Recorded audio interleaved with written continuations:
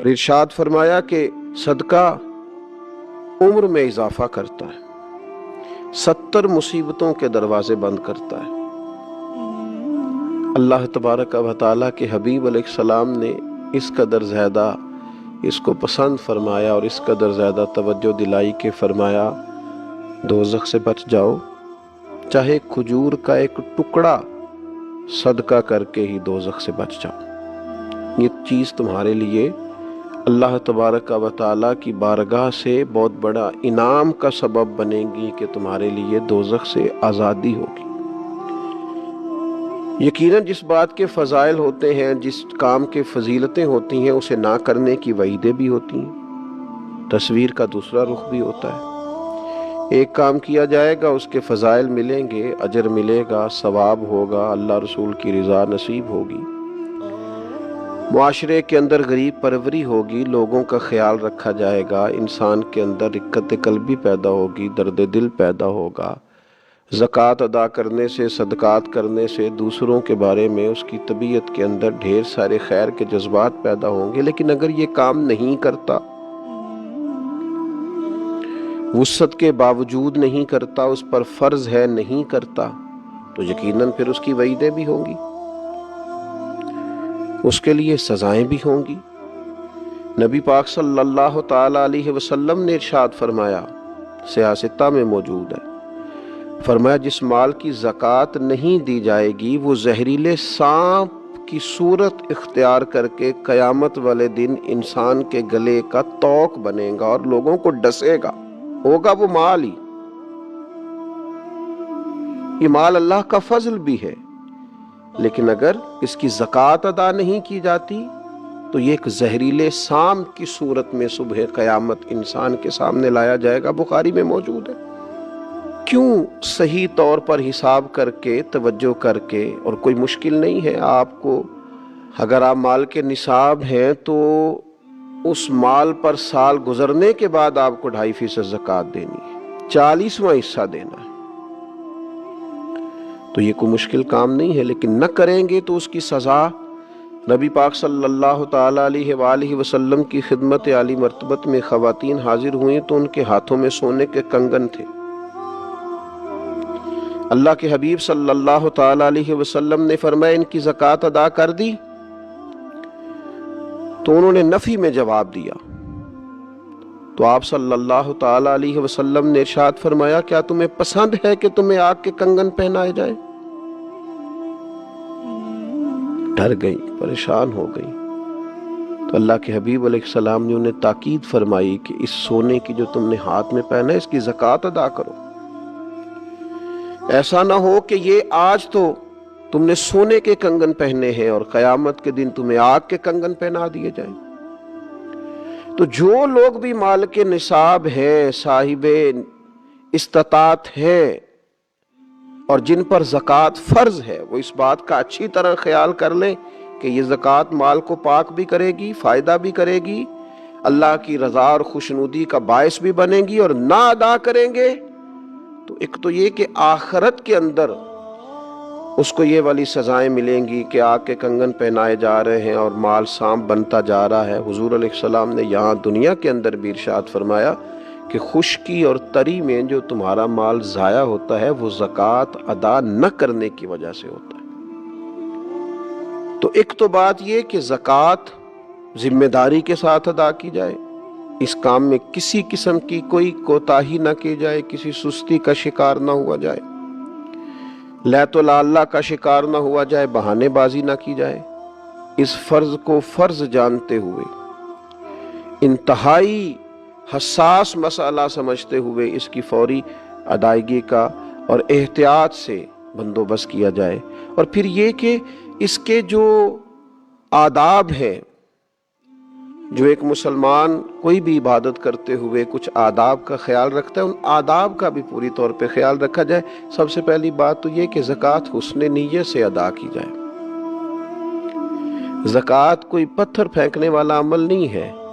کہ جیسے بھی پھینک دیں گے، خوش دلی سے پھینکیں یا بد دلی سے وہ لگ جائے گا۔ یہ زکوٰۃ تو اللہ کی بارگاہ میں دینی ہے، صدقہ کو پتھر پھینکنے والا عمل تو نہیں کہ جیسے بھی پھینکے لگ جائے گا۔ یہ تو خالص اللہ کی رضا کے لیے دینی ہے۔ تو اس کے بارے میں تو قرآن مجید نے فرمایا وَمَا تُنْفِقُونَ إِلَّا ابْتِغَاءَ وَجْهِ اللَّهِ، تم جو کچھ بھی خرچ کرتے ہو اسی لیے تو خرچ کرتے ہو کہ تمہیں اللہ کی خوشنودی حاصل ہو۔ تو حسن نیت، ارادہ حسین، دیتے وقت اللہ تعالیٰ کی رضا کے لیے خاص جذبہ۔ ایک بزرگ فرمایا کرتے تھے کہ میں تو جب صدقات دیتا ہوں تو جسے دیتا ہوں اسے اپنا محسن سمجھتا ہوں، کہ دیکھو میں اسے دے رہا ہوں، بندے کو دے رہا ہوں، اور راضی مجھ سے میرا اللہ ہو رہا ہے۔ تو حسن نیت پہلی بات، اور دوسری بات ہر قسم کی تصنع سے بچا جائے، ہر قسم کے ریا سے بچا جائے۔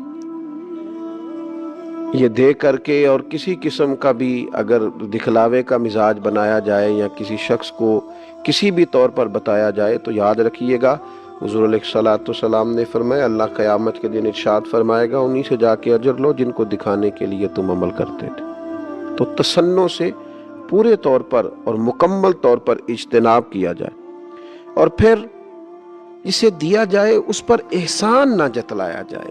ایذا نہ دی جائے، تکلیف نہ دی جائے۔ ہمارے ہاں جس طرح سے لوگ کہتے ہیں آپ ابھی آ گئے، تو میرے سونے کا ٹائم تھا، کل آئیے گا، پرسوں پتہ کر لیجئے گا، ہاں میرا ارادہ بن گیا ہے، آپ صبح وقت پر آ کر لائن میں کھڑے ہو جائیے گا۔ اللہ تعالیٰ نے جب آپ کو دیا ہے تو اس طرح تھوڑی دیا ہے، معاذ اللہ۔ آپ ایذا نہ دیں، تکلیف نہ دیں۔ وہ کسی نے کہا تھا کہ لوگوں کو ملا ہے تو مقدر سے ملا ہے، ہم کو تو مقدر بھی تیرے در سے ملا ہے۔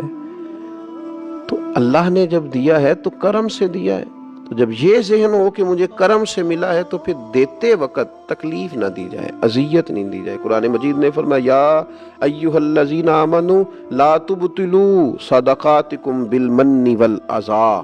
اے ایمان والو احسان جتلا کر اور ایذا دے کر اپنے صدقات کو باطل نہ کر لینا، اپنے صدقات باطل نہ کرو، احسان جتلا کر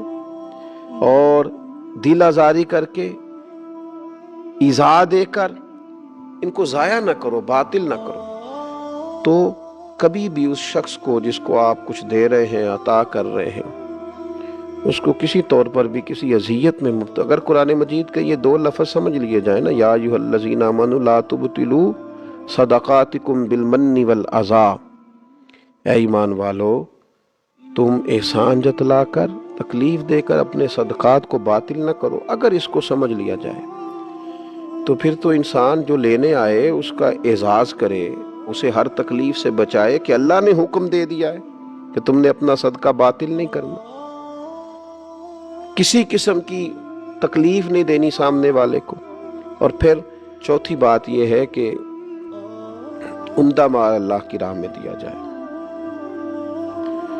اچھی چیز اللہ کے حضور پیش کی جائے، مالک کی بارگاہ میں پیش کی جائے تو پھر خاص چیز پیش کی جائے۔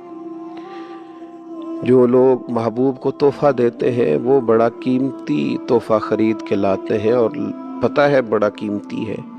پھر بھی اس کو سجاتے ہیں، سنوارتے ہیں، کسی خاص جگہ پہ اس کو پیک کرتے ہیں، اس کے اوپر پھول لگائے جاتے ہیں، بڑے حسین انداز میں اپنے پیاروں کے لیے تحفے بھیجے جاتے ہیں، گلدستے منگائے جاتے ہیں، یہ میرے استاد ہیں، یہ میرے بھائی ہیں، یہ میری محبت کی جگہ ہے۔ لوگ بڑے اعزاز کے ساتھ تحفے روانہ کرتے ہیں تو اللہ کے حضور پیش کرنا ہے، رب رسول کی رضا کے لیے دینا ہے۔ تو قرآن مجید نے کہا لن تنالوا البر حتی تنفقوا مما تحبون، تم ہرگز نیکی کو نہ پہنچو گے جب تک اپنی محبوب چیز راہ خدا میں خرچ نہ کرو۔ ایک شاعر نے بڑی خوبصورت بات کی تھی، اگرچہ اس نے نقشہ تو کربلا کا کھینچا ہے، لیکن اس نے کہا تھا لاش اکبر دی ویکھ حسین کیا، گل یار دی گلو نہیں لائی دیے، دائم سونے محمد دے نام تو سونی چیز ہی وارنی چاہی دیے۔ دیکھو ان کے نام پہ دینے لگے ہیں تو پھر ہم نے کس طرح کے نگینے دیے ہیں، کس طرح کا حسن دیا، کیا کچھ نکال کے پیش کر دیا۔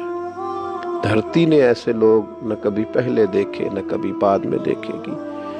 تو عمدہ مال پیش کیا جائے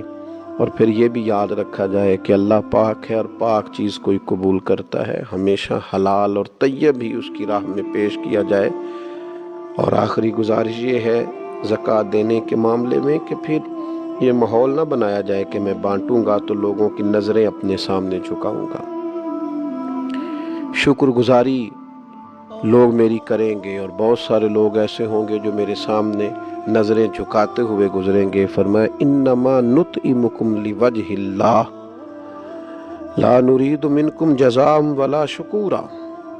وہ تو تمہیں محض اللہ کی خوشنودی کے لیے کھلاتے ہیں کھانا، نہ تم سے وہ کوئی بدلہ چاہتے ہیں اور نہ یہ کہ تم ان کی شکر گزاری کرو۔ اللہ کے بندوں کی تو شان یہی ہے کہ وہ تمہیں جب کھانا کھلائیں گے تو اس لیے کھلائیں گے کہ اللہ راضی ہو، وہ تو نہیں چاہتے نہ تم کو جزا دو نہ تم ان کا شکریہ ادا کرو۔ تو اللہ تبارک و تعالی ہمیں ان خوبصورتیوں کو پیش نظر رکھتے ہوئے زکوٰۃ ادا کرنے کی توفیق عطا فرمائے۔ وما علیہ الا البلاغ۔